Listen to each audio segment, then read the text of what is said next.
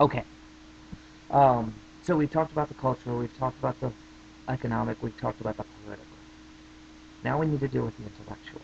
Now this is the argument you probably know. You probably heard this in primary school. Um, this is that concept of what are these people fighting for? What is their belief system? Okay.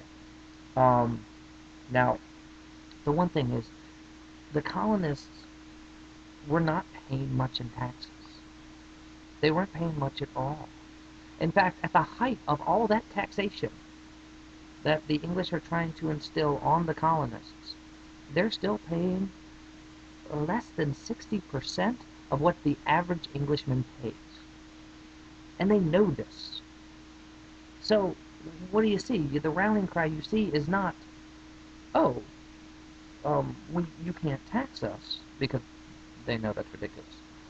It's no taxation without representation, right? You've heard that term. You've probably heard it 100 times. No taxation without representation. Um, well, here's the deal. Here's where this kind of idea comes from. This didn't come from nowhere. Throughout the 18th century, the 1700s, there was a movement, an intellectual movement going on in England and in France, especially France. Um, and it's called the Enlightenment. And the Enlightenment is this time when all these people started questioning everything. They started questioning God to some extent. They started questioning what is the position of man in the world, what is the nature of man. They drag up all these old kind of Greek ideas and they take them further. And the big thing they start questioning is government and the concepts of absolute democracy. This concept that the king should have all the power and control. Um, and they start proposing things like representative democracy, like the opposition to tyranny. Um, and they praise the parliamentary system of the English, the system which the U.S. Congress is based after. You've heard of a lot of these people. It's Kant, it's Montesquieu, it's Adam Smith, it's Voltaire, it's John Locke. Cato's Letters gets in there. All of these kind of figures. If you've taken philosophy, you're probably sick of these people by now. But um, so when these guys started reading all this stuff, they saw a connection between their situation and what all these people were talking about, especially John Locke and Cato's Letters. And then, when we actually, as historians, go in and look at these people's libraries, all the great leaders of the movement, I mean, every single kind of great leader who kind of pushes for the revolution, the wealthier leaders at least, they have these books in their library. All of them. Every single leader of any position and wealth has at least two, if not a dozen, of these books of these Enlightenment figures.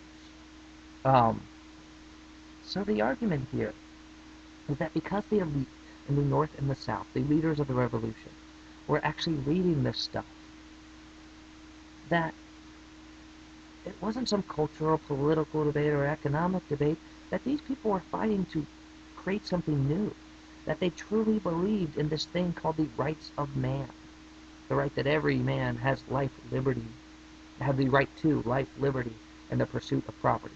Yes, you know it as pursuit of happiness, because we'll get to it. Jefferson thought pursuit of property was too uppity. So, anyways, life, liberty, pursuit of property. Um, and so the argument is that these guys were trying to create something new, a new society, a new type of government, free of tyranny. That these were idealistic Enlightenment thinkers. Maybe. Give you one more. And this is the one that your book actually covers fairly well. Most textbooks don't. I actually like your textbook and how it covers this. Um, but it's called the imperial argument. It's the idea that the revolution had nothing to do with the colonists themselves. That it was the colonists reacting to something that they just didn't understand. That the big issues that brought the revolution had to do with the larger issues happening in the world, mainly between European powers. Um, and the first thing we have to understand is that, remember, the 13 colonies, I pretend I have a map. 13 colonies is a little strip, and is completely surrounded by France on almost all sides, with Spain covering it in the bottom. So they're kind of trapped in. They're kind of hemmed in. And in the midst of this, the French and the English are going to go to war 4 times between 1689 and 1773. 4 times. If you include the American Revolution, that is 5 times in 100 years they are going to go to war. They just love to beat up on each other. Okay? So, what you get is a situation where both sides are fighting, and both sides try to pull in Indian allies to help them fight. The Iroquois and the Cherokee are the kind of big two that both sides kind of work with. Well, the one we really need to know with is the 7 Years' War. The 7-Year War goes 1754-1763. You know it as the French and Indian War. The French and Indian War is the name of the smaller conflict that happened in North America of a large conflict called the 7 Years' War that happens all over the world in colonies, including in Europe itself. Okay. Well, the English really decided they wanted to control North America. They wanted to take North America in this war. So they are going to spend tons of money. The problem they find is that the French have been more successful in getting Indian allies. So when they send this huge British military force over, who stand, and this is kind of how warfare works, you stand in a line, the other side stands in a line, and you shoot at each other, and people fall down dead, until enough people fall down dead that one side retreats. That's it. That's how it works. Indians don't fight that way. They hide behind trees. They shoot you from behind trees. They ambush you. They don't fight with European honor, as they call it. Well, a lot of the British didn't know how to deal with this. So they enlist all of these kind of colonial ranger units. These guys who've been fighting Indians for generations. They know how to do this. Some of them help train some of the British. Most of them will fight in little units kind of in front of the British. They don't make the difference in the war, but they do hold off the French and their native allies long enough for the bulk of the British force to come over. Well, these colonials are going to think, well, we're involved in this. We're taking a solid part. We've done our part. That's a problem. Okay, when the war ends, England doubles its territory in North America. Doubles. They also go into huge debt to pay for this war. This is the Peace of Paris, 1763, which is a date you have to know, because there's going to be a Peace of Paris, 1783. So remember that, this Peace of Paris, 1763. The British government goes so far into debt. At the beginning of the war, they were $73 million in debt. I'm sorry, not dollars, pounds. So 73 million pounds. At the end of the war, 137 million pounds. They almost double their debt in the cost of this war.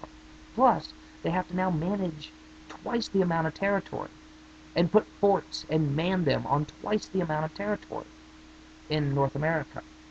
So all of a sudden, what happens is, all those taxes we've been talking about, all those taxes that, oh, no representation, no taxation without representation, that all the colonials are getting so worked up about, all the British wanted was to get out of debt a little bit and to pay for the upkeep and the manning of that new land. In fact, when we actually crunch the numbers down, at the most, in all the taxes that the English even proposed, not put in, but proposed, this was never enough to cover the management of that North American land, and even a minute bit of what it cost just to fight the war in those colonies. So they were never asking, England was never asking the colonies to foot the bill for them. They're asking them, the colonies, to help them pay to manage their own areas. Alright, the argument here. With the loss of a common enemy, meaning France is no longer there, the English and these colonists are no longer have something to kind of bind themselves together, to unite behind. At the same time, the financial expense of governing this larger landmass caused a rift in colonial and imperial goals. In other words, taxation.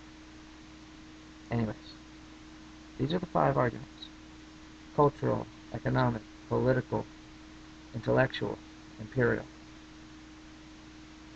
Which one's right? Which combination is right? I don't know. You're going to have to play with that. We'll see you soon.